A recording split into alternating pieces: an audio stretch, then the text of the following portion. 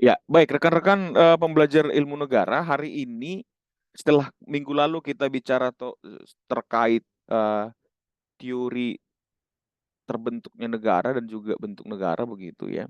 Bentuk-bentuk negara. Hari ini kita mau belajar terkait teori kedaulatannya ya. Teori kedaulatan yang melegitimasi berjalannya suatu negara ya. Saya share screen dulu ya. Sebentar.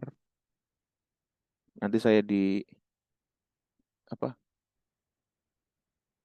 Diberitahu kalau sudah kelihatan, teman-teman. Sudah kelihatan, Pak. Sudah kelihatan ya.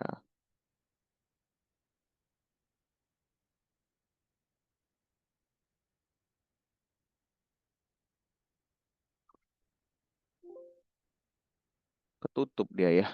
Gimana cara ini? Sebentar, sebentar.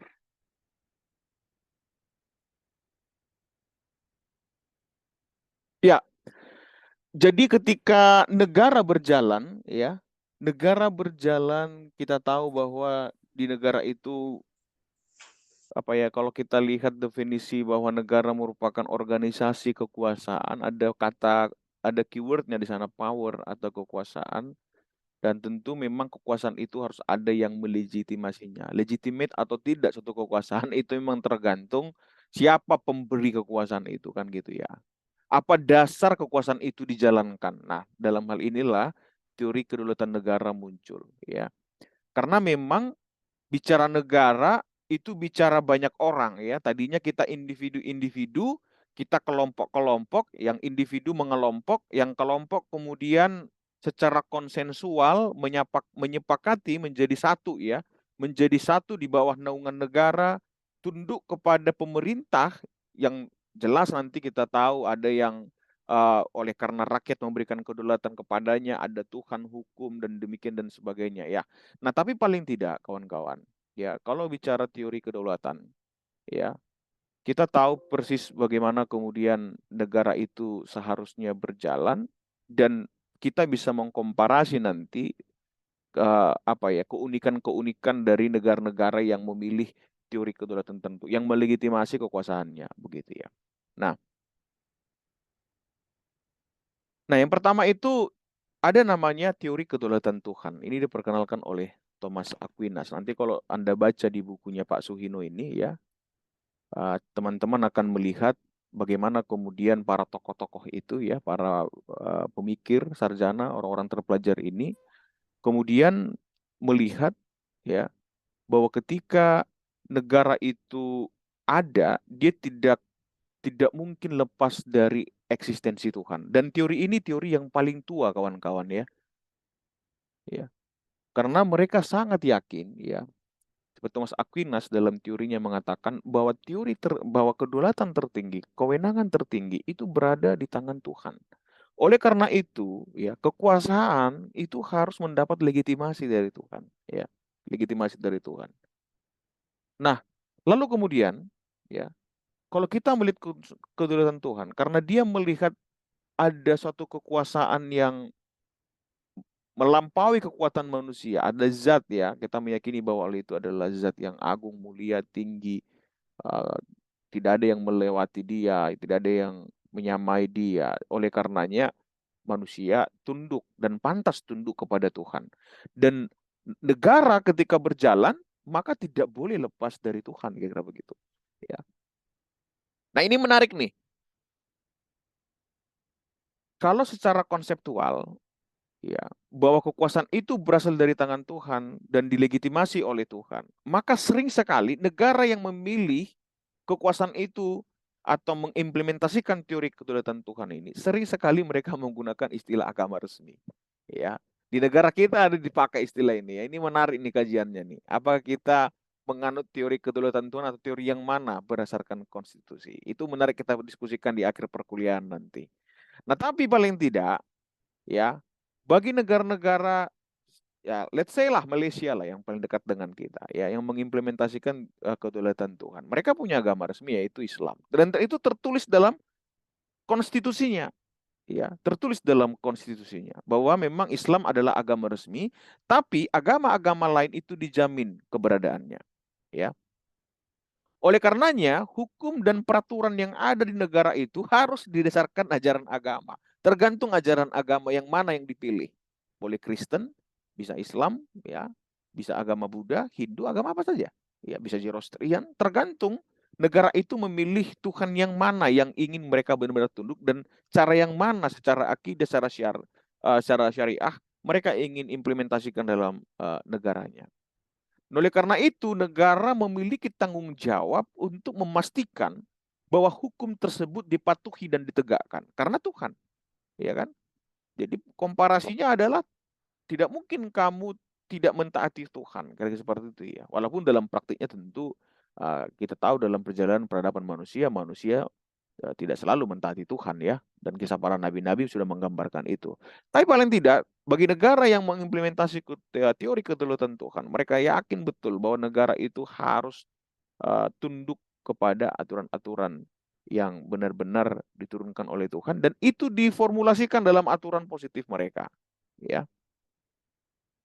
Oleh karena itu, mereka punya ide bahwa pemerintahan yang baik adalah pemerintahan yang berasal dari kehendak Tuhan. Nah, ini menarik nih. Kemudian kan jadi diskusi nih, bagaimana kita tahu kalau pemerintahan itu dikehendaki Tuhan atau tidak? Itu kan jadi question mark ya, big question mark. Ya, bagaimana kita benar-benar yakin ya, for sure bahwa uh, government yang ada saat ini benar-benar dikehendaki oleh Tuhan. Apakah kita berani dengan money politik dipilih itu kehendak Tuhan misalnya? Nah, ini satu hal yang perlu kita diskusikan juga nih, ya. Ada saja yang mengatakan misalnya, ya betul itu memang manusia yang berusaha, tapi Tuhan mengizinkan di bawah kedaulatannya. Wah ini orang-orang yang secara kaku dan betul-betul konservatif bahwa tiada satupun terjadi di muka bumi selain kehendak Tuhan. Itu betul ya. Dan di bawah kehendak bebas manusia ini Tuhan Maha Tahu dan Dia persis memahami kenapa itu terjadi dan itu di bawah izinnya. Nah ini ya, jadi uh, ada negara yang seperti itu tentunya. Ya. Oleh karena itu, ya, kedaulatan Tuhan sering dikritik karena menimbulkan konflik antara agama dan negara. Ya. Karena tentu dalam praktiknya boleh saja dalam konteks bernegara tidak hanya terpaut dengan agama tertentu. Ketika ada agama tertentu yang lebih ditonjolkan, maka agama yang lain cenderung akan mengalami diskriminasi. Ini yang menjadi tantangannya, ya. Jadi menurut John Locke, negara harus menghormati kebebasan beragama, namun juga harus memastikan bahwa tidak ada satu agama atau kepercayaan yang dominan di dalam negara tersebut. Ini pendapat John Locke, kawan-kawan, ya. Jadi kalau kita bicara negara, karena itu sudah secara konsensual memang menjadi rumah bersama, milik bersama, maka kemudian tidak boleh ada yang lebih dominan. Semuanya menjadi terintegrasi, mayoritas minoritas itu nggak ada. Tidak ada mayoritas, tidak ada minoritas. Tidak ada yang dominan, tidak ada yang dependent, tidak ada yang independen. Semuanya equal. Itu dalam konteks benar. Dan John Locke benar-benar memandang itu suatu hal yang harus dipertahankan, dipegang teguh dalam konteks berjalannya sebuah negara. Ya. Martha Nussbaum bilang apa? Kedaulatan Tuhan tidak boleh digunakan sebagai alasan untuk melanggar hak asasi manusia atau keadilan dalam satu negara.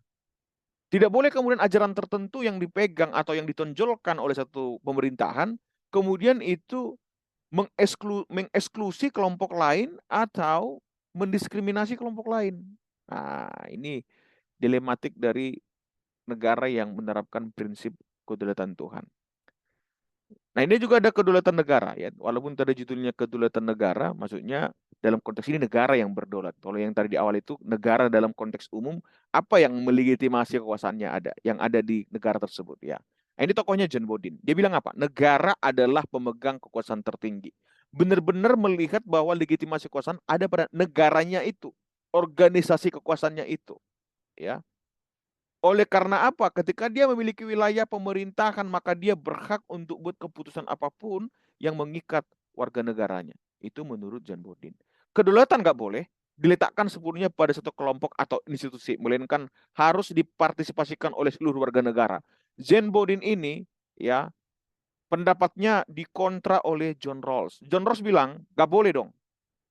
Ya, kalau kita katakan bahwa negara merupakan institusi, kita lekatkan kekuasaan tertinggi padanya, ya kan? Seolah-olah warga negara tidak terlibat. Karena selalu dalam pikirannya, negara itu diwakili oleh pemerintah. Maka akan ada senjang antara pemerintah dan warga negara. Padahal dalam proses berjalannya negara, baik pemerintah dan warga negara saling terkait satu sama lain, tidak boleh dipisah.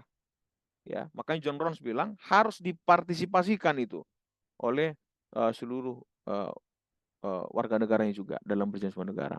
Nah, ada 3 elemen penting dalam teori kedaulatan negara. Tentu yang pertama wilayah. Ini Anthony Giddens. Saya pikir teman-teman sudah pasti tahu bahwa apa syarat penting sebuah negara. Ada wilayah. Ya. Itu dasar landasan kekuasaan untuk pemerintah.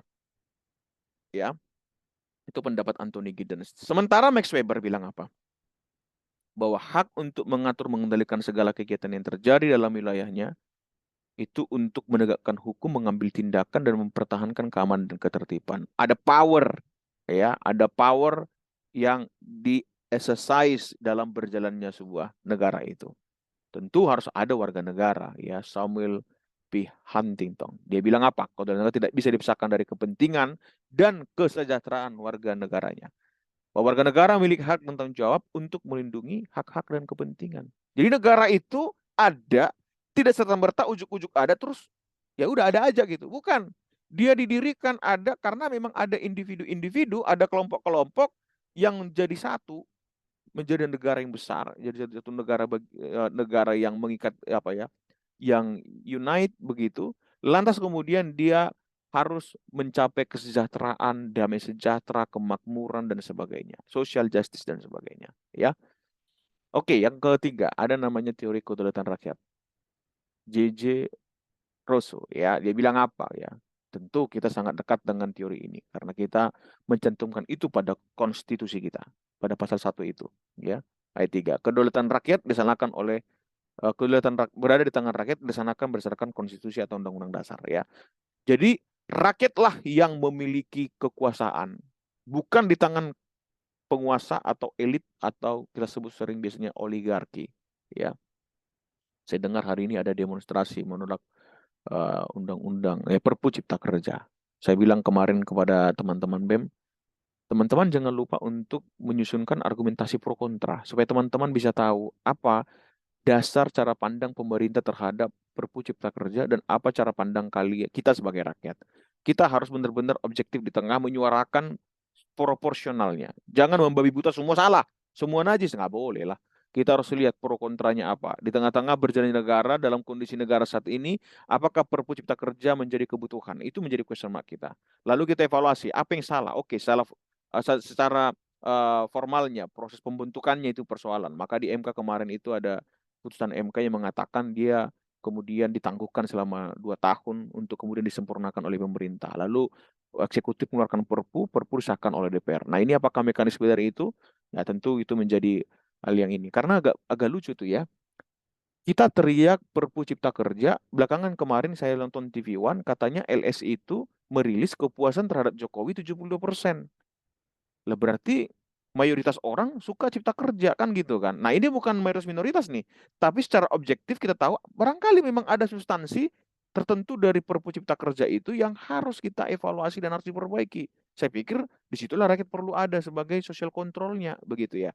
Tapi membabi buta menolak nggak bisa juga. Teman-teman harus harus pro, harus mengumpulkan argumentasi pronya, argumentasi kontranya apa. Itulah kaum intelektual saya bilang. Jangan membuat anarki apalagi, jangan.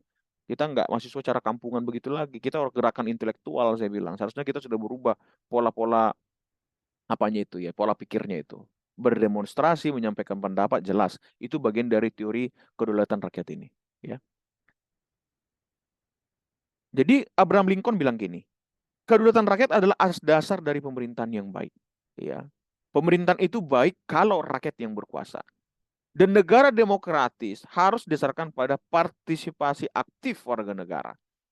Jadi nggak boleh bungkusnya kita mengedepankan atau mengagungkan rakyat yang memiliki kedudukan tertinggi, tapi dalam praktik kita mempasifkan rakyat dengan kekuasaan yang kita punya. Ini konteks governance, ya. Governmentnya nggak boleh kemudian menegasikan peran dari pemerintah, nggak boleh, rakyat. Tapi justru partisipasinya itu diperkuat.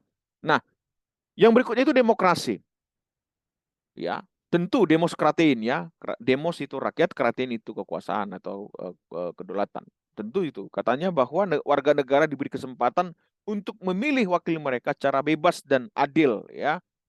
Secara bebas ya, apakah melalui money politik itu dosa kita kalau kita di negara demokrasi kemudian memilih orang yang beruang bukan orang yang berkompeten ya. Kalau kita ingin negara ini berubah maka biasakan memilih bukan karena uang, memilih karena kompetensi, bahkan menolak politik identitas begitu ya. Kita tidak sepakat dengan praktik politik identitas, memilih orang tertentu karena identitas yang sama dengan kita. Nah, ini jangan ya. Maka perlu dalam praktik berdemokrasi harus demokrasi yang sehat, dewasa dan jauh dari nilai-nilai yang merusak atau menjadi racun bagi praktik berdemokrasi di negara tertentu yang atau negara kita.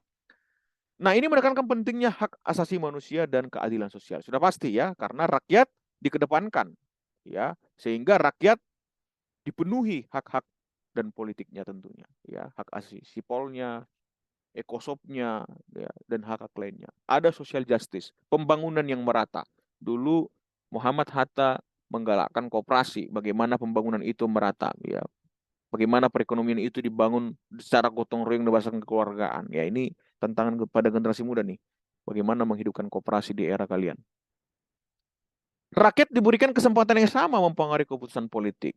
Ya, ketika U20 timnas Israel dilarang main dan batal jadi Piala Dunia kita, wah ini masyarakat ya marah dan elektabilitas Pak Ganjar Pranowo pun anjlok, seanjlok-anjloknya akan begitu ya, turun. Itu menunjukkan bahwa rakyat itu berpartisipasi, menentukan arah politik. Politik kita bebas aktif gitu ya. Kalau pendapatan pemerintah bilang kalau saya tidak silap hampir 3 tahun mempersiapkan ini sudah 3,7 triliun dipersiapkan ya untuk menjadi Piala Dunia U20. Ternyata itu digembosi kan gitu ya. Kita juga, saya pribadi marah secara personal ya. Kita menolak Israel menjajah Palestina tentu satu hal karena itu ada dalam konstitusi kita. Tapi kita bisa membedakan antara politik dan olahraga. Beberapa waktu lalu banyak pertandingan orang Israel datang orang ini kita nggak masalah gitu. Ada pertemuan apa-apa orang Israel datang ke Indonesia kita juga nggak pernah tolak. Gitu. Tiba-tiba main bola diributkan gitu ya. Ya, jadi ini menentukan bahwa pendapat rakyat itu mempengaruhi apa politik. PD Perjuangan saya dengar juga anjlok tuh elektabilitasnya ya. Makanya Partai Wong Cilik juga harus mendengar suara Wong Cilik sungguhan tuh ya. Ini tentu kita sebagai akademisi berikan evaluasi kepada PDIP. Benar-benar menyaring apa ya aspirasi rakyat ya. Apalagi dalam konteks demokrasi harusnya kita lebih luas melihatnya. Kita tolak penjajahannya itu pastilah. Kita nggak suka juga Israel melakukan apa ya kolonisasi terhadap negara Palestina. Ya, kita berpihak pada Palestina karena kita berpihak pada kebenaran bahwa penjajahan di atas dunia harus dihapuskan. Itu termaktub pada pembukaan konstitusi kita, yaitu sikap kita terkait itu. Nah, jadi kedaulatan rakyat menurut Amartya Sen itu tidak hanya berarti kekuasaan politik, tapi juga hak hidup dan dalam martabat kebebasan memiliki akses yang sama terhadap sumber daya dan peluang di dalam masyarakat. Nah, ini teori kedaulatan hukum, ada tokohnya, ada John Locke, Immanuel Kant, ada banyak lah tokoh-tokoh lain, ada Hans Kelsen dan sebagainya. Ya, jadi intinya bahwa negara atau pemerintah harus tunduk pada hukum yang berlaku karena hukumlah yang berdaulat. Ya, hukum menjadi sumber kekuasaan dan kontrol terhadap pemerintah.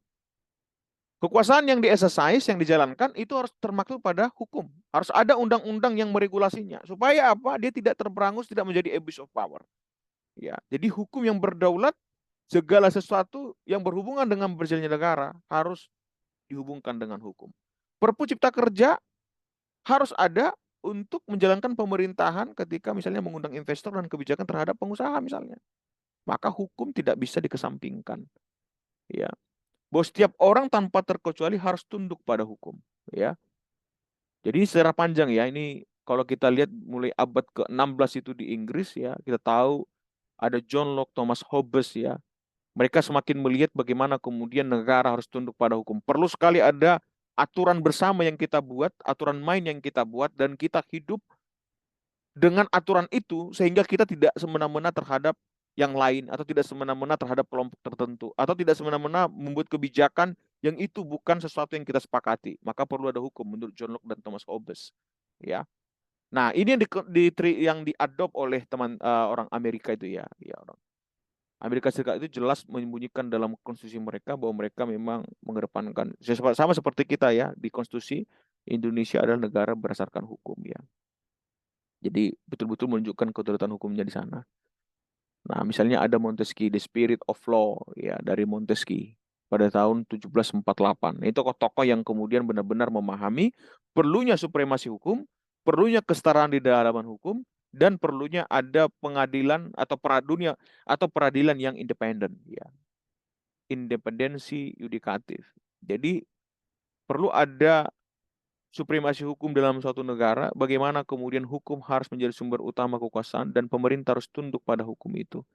Equality before the law. Bagaimana kemudian orang sama di hadapan hukum. Kita bersyukur tuh kasus Brigadir J, seorang jenderal bisa didakwa bahkan didakwa 20 tahun tapi diponis hukuman mati oleh hakim itu ya. Saya nggak tahu sekarang bandingnya apa kabar tuh. Ya, lalu ada mengedepankan prinsip kesetaraan ya. Independensi yudikatif. Independensi yudikatif itu karena memang dunia peradilan harus independen, nggak boleh dimasuki oleh eksekutif ya. Tapi seringkali masyarakat tahu independensi yudikatif ya, peradilan. Tapi sering sekali masyarakat mendesak Jokowi harus kasih perhatian terhadap kasus ini, peradilan ini. Ya, ini sekarang kadang-kadang kita ini apa ya, bias begitu ya. Satu sisi tahu sebagai negara hukum dunia peradilan itu independen, sisi lain kita tegak kita minta pemerintah kita untuk intervensi peradilan. Lalu ada proteksi terhadap hak asasi manusia. Ini manfaatnya menjamin keadilan supaya tidak ada penyalahgunaan kekuasaan ya. Terus ada kepercayaan publik ya, semakin kita menegakkan hukum maka publik naik. Ya, itu kita lihat ya. Ketika hukum ditegakkan kepada penegak hukum juga trust masyarakat semakin naik ya. Menjaga stabilitas sosial. Dengan adanya hukum maka sebenarnya stabilitas kehidupan bernegara juga lebih aman dan stabil ya. Ya, saya pikir itu teman-teman ya, macam dari teori teori kedaulatan negara yang melegitimasi berjalannya suatu kekuasaan. Jika ada pertanyaan dan komentar, kita buka teman-teman sehingga kita bisa melihat apa yang kita pelajarin jauh lebih dalam.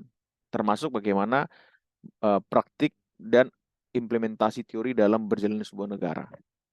Saya kasih waktu teman-teman untuk bertanya. Monggo. Juga bisa berkomentar tentunya ya.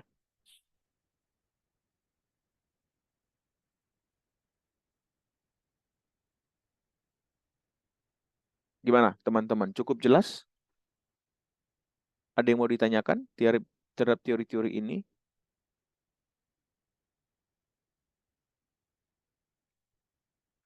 Oke, kalau diam semua berarti tampaknya memahami dengan baik nih.